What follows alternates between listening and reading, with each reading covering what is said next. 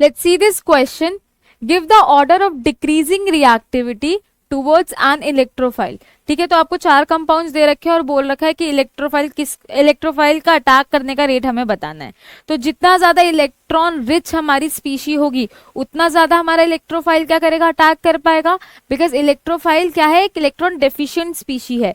तो वो किस पर अटैक करना चाहेगी, इलेक्ट्रॉन रिच सेंटर पर अटैक करना चाहेगी. तो हमें सिंपली यहाँ पे इलेक्ट्रॉन डेंसिटी देखनी है कि किसमें इलेक्ट्रॉन डेंसिटी ज्यादा होगी और किसमें कम होगी. ठीक है, तो अगर मैं इन चारों के कंपैरिजन करूं तो ये वाला जो सिस्टम है ये क्या है, हमारा टॉल्वीन CH3 ग्रुप लग रहा है. ये क्या कर सकता है, प्लस H इफेक्ट दिखा सकता है. ठीक है, इसके अलावा अगर मैं और ग्रुप्स देखूंगी तो क्या किया हुआ है, एक बार CHCl2 लगा रखा है, एक बार CHF2 लगा रखा है और एक बार CH2Cl लगा रखा है. तो हैलोजेंस जो होते हैं हमारे विड्रॉइंग नेचर के होते हैं. अगर वो कोई विड्रॉइंग ग्रुप लग रहा होगा तो इलेक्ट्रॉन डेंसिटी क्या करेगी, डिक्रीज करेगी. तो तुम देखो इस वाले केस में, थर्ड वाले केस में सबसे ज्यादा इलेक्ट्रॉन डेंसिटी है, क्योंकि यहाँ पे कोई भी इलेक्ट्रॉन विड्रॉइंग नेचर नहीं दिखा रहा है, इलेक्ट्रॉन डेंसिटी ये इंक्रीज ही करेगा.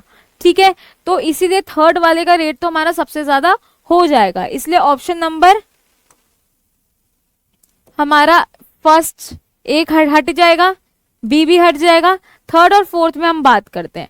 तो देखो जितने ज्यादा हमारे हैलोजेंस मोर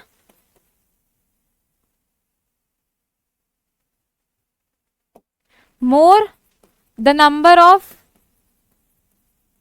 हैलोजेंस, ठीक है, lesser is the electron density.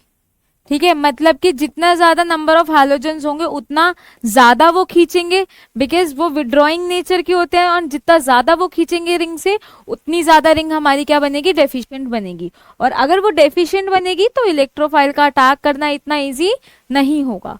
तो अगर मैं फोर्थ की बात करूं, यहाँ पे एक ही Cl लग रहा है और इन दोनों केस में दोनों में दो दो हेलोजेंस लगे हुए हैं. तो जहाँ पे एक Cl लग रहा है तो वहां पे Cl जो है वो कंपैरेटिवली लेस, मतलब कम इलेक्ट्रॉन डेंसिटी खींच पाएगा एज कंपेयर टू दो हैलोजेंस. ठीक है, तो इसलिए थर्ड के बाद इलेक्ट्रॉन डेंसिटी हमारी किस में ज्यादा होगी, फोर्थ में ज्यादा होगी. तो थर्ड के बाद जो हमारा बन जाएगा वो कौन बन जाएगा, सबसे पहले थर्ड देन फोर्थ. इसके बाद इन दोनों में हम बात करेंगे. तो जो ज्यादा इलेक्ट्रोनेगेटिव होता है, ठीक है, तो जितना ज्यादा इलेक्ट्रोनेगेटिव होगा आटम उतना ज्यादा वो खींचेगा, एंड जितना ज्यादा वो खींचेगा उतनी कम इलेक्ट्रॉन डेंसिटी हमारी होगी. ठीक है, तो यहाँ पे CHF2 जो हमारा F होता है वो क्या है, इलेक्ट्रोनेगेटिव. अगर नेगेटिविटी का अगर हम क्या लिखेंगे, रिलेशन लिखेंगे, तो सबसे ज्यादा हमारा फ्लोरीन होता है, देन क्लोरीन होगा. ठीक है, तो fluorine is the most electronegative atom. ठीक है, तो अगर मैं बात करूंगी तो यहाँ पे F लग रहा है, यहाँ पे Cl लग रहा है, तो F वाला ज्यादा खींचेगा इलेक्ट्रॉन डेंसिटी को, तो ये वाली रिंग हमारी सबसे ज्यादा डेफिशिएंट हो जाएगी as compare to this one. ठीक है, तो पहले आ जाएगा 1 एंड देन आ जाएगा 2. तो ये वाला जो हमें ऑप्शन दे रखा है वो C ऑप्शन में दे रखा है, इसलिए जो हमारा करेक्ट ऑप्शन हो जाएगा यहाँ पे कौन सा हो जाएगा, थर्ड ऑप्शन. ओके